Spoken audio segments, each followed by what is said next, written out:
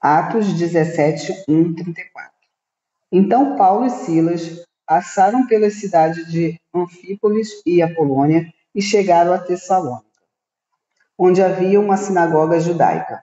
Como era seu costume, Paulo foi à sinagoga e durante 3 sábados seguidos discutiu as escrituras com o povo, explicou as profecias e provou que era necessário o Cristo sofrer e ressuscitar dos mortos. Esse Jesus de quem lhes falo é o Cristo, disse ele. Alguns dos judeus que o ouviam foram convencidos e se uniram a Paulo e Silas, bem como muitos gregos tementes a Deus e várias mulheres de alta posição. Alguns judeus, porém, ficaram com inveja, reuniram alguns desordeiros e desocupados e com a multidão começaram um tumulto. Invadiram a casa de Jason em busca de Paulo e Silas, para entregá-los ao conselho da cidade.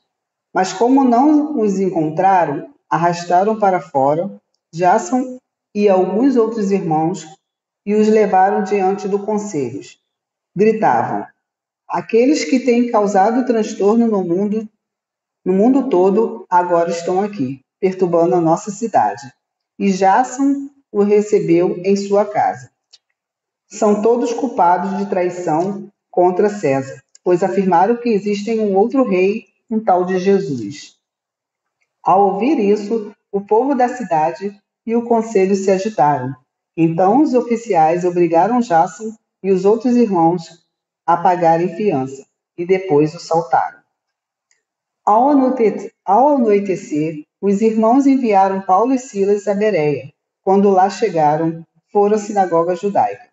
Os judeus que moravam em Bereia tinham a mente mais aberta que os de Tessalônica e ouviram a mensagem de Saulo com grande interesse. Todos os dias examinavam as Escrituras para ver se Paulo e Silas ensinavam a verdade. Como resultado, muitos judeus creram, assim como vários gregos de alta posição, tanto homens como as mulheres. Mas quando os judeus da Tessalônica souberam que Paulo estava pregando a palavra de Deus em Bereia, foram até lá e criaram um alvoroço. Os irmãos agiram de imediato e enviaram Paulo para o litoral, enquanto Silas e Timóteo permaneceram na cidade.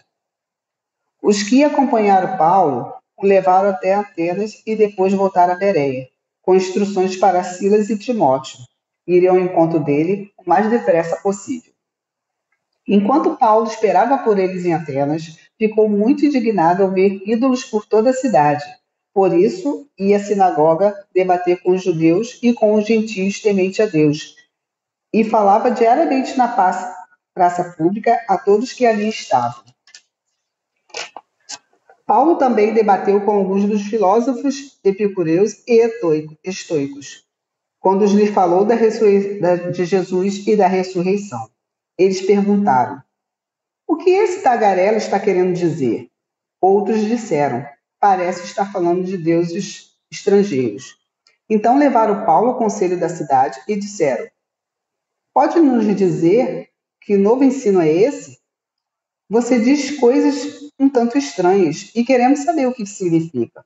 Convém explicar que os atenienses, bem como os estrangeiros que viviam em Atenas, pareciam fazer outra coisa senão discutir as últimas novidades. Então Paulo se levantou diante do conselho e assim se dirigiu aos seus membros. Homens de Atenas,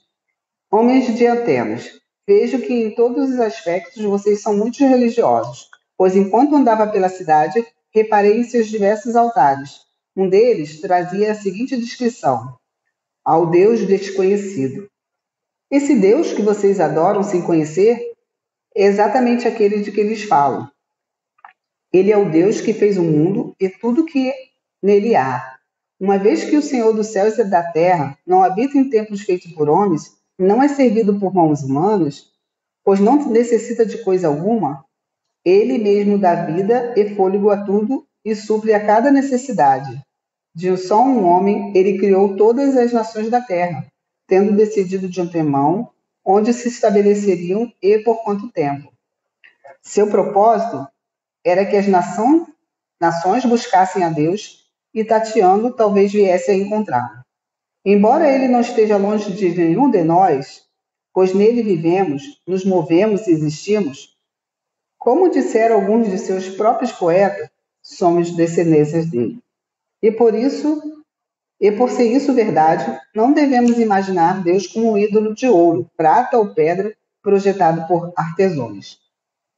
No passado, Deus não levou em conta a ignorância das pessoas acerca dessas coisas, mas agora ele ordena que todos em todo lugar se arrependam, pois ele estabeleceu um dia para julgar o mundo com justiça, por meio do homem que ele designou, e mostrou a todos que esse homem, ao ressuscitá-los dos mortos. Quando ouviram Paulo falar da ressurreição dos mortos, alguns riram com desprezo. Outros, porém, disseram: queremos ouvir mais sobre isso em outra ocasião. Então Paulo se retirou do conselho, mas alguns se juntaram a ele e creram. Entre eles estavam Dionísio, membro do conselho, e uma mulher chamada Damaris, e alguns outros.